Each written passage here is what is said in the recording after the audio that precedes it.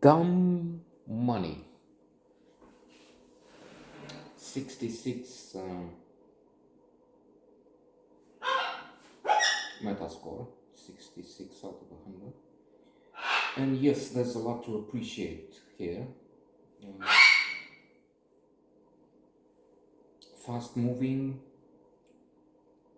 full of entertainment, information, relevant, exposing shortcomings of the stock market, system, living, rich versus poor, and so on, based on a real story. Alas, it has Paul Dano in it, and that's what I simply cannot stand. I mean, whenever I see him, he doesn't add to the merits of the film. He takes a lot. Like that's a subjective opinion, not worth much. Look at the audience keen to listen to this. But let's move on. He's Keith Gill, regular fellow, born in a poor, middle-income family in the US. Goes to school, gets interested in the stock market, and then starts studying, and he becomes a sort of an expert. Incidentally, I'm reading past the halfway point. Trust by Hernan Diaz, winner of the Pulitzer Prize for this year, and with financiers, with people in finance at the center. And at one point, we hear that the businessman is the Renaissance man. He has to know so much, and that money stands potentially for everything, because everything is measured in money. So he bets on GameStop. Many people versus shop assistants and so on follow his channel, and they invest the dumb money. Wall Street experts. We get to hear call what the regular people have dumb money, as opposed to their expertise, which is smart money. Now, if again Hernan Diaz trust, if we look into that, the good financier, the good investor, the expert, really has to know so much. Really has to study not just the news, but cultural background, trends, everything. So you would have that if we're talking really hardworking, smart, intelligent people who are in the business. Then what they have would be the smart money, and what the others put in would be the dumb money. Normally, because they do other things and they just follow some trend. Even this would be an argument. They just follow this guy. As it happens, he knows quite a bit.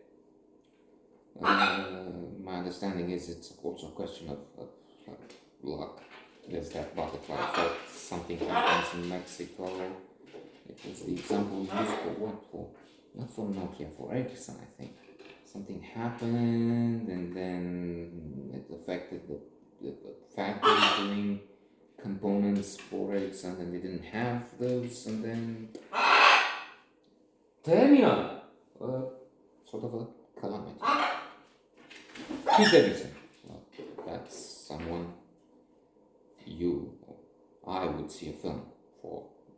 He's the brother, Kevin Gill, of the expert. America Ferrara Jenny, she's a nurse following. Reedy, another one following. Nick Offerman, the excellent thespian, is one of the bad guys, King Griffin. So it's that Seth Rogen, Gabe Plotkin, Sebastian Stan, Romanian American actor. Well, that's interesting, right? So, yes, you have Dane DeHaan.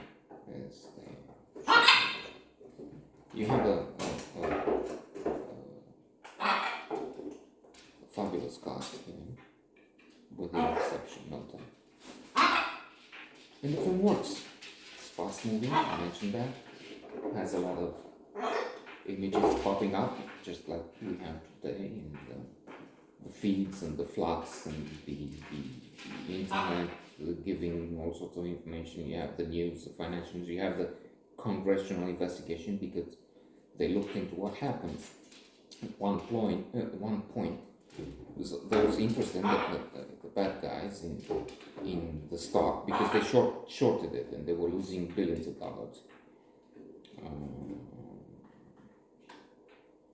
Seth Rogen, Gabe Plotkin, Ken Griffin, Nick Offerman. Apparently tried to influence, and they just took out the buy option from this GameStop, and then the stock plunged, and there were movements which Congress had to investigate. They had the testimony of Keith Gill, the villains who say, "Oh, I didn't know anything. I didn't want to do bad things," and so on. So, comedy and drama, French comedy, because you also laugh at how, for instance, Seth Rogen, Gabe Plotkin, he's coached by expensive lawyers, of course, experts in communication. And he has a text, don't say that. So. And then where will you have, it's the pandemic, so they have this over Zoom or Skype, probably Zoom. And what's the background? And he was talking to them in front of his wine collection. Not in front of your wine collection. Wait. But it's not such a big, it's a whole wall. I don't have a, but he does. I mean, he just compares himself with billionaires with more, I don't know, with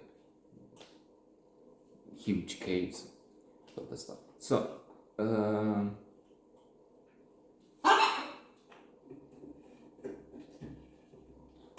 and then the windows. Now, too many windows, because you understand he has a mansion, right? And then beachfront? No. So they put him in front of a wall, some place at the second, third floor of his big abode. Yes, very good.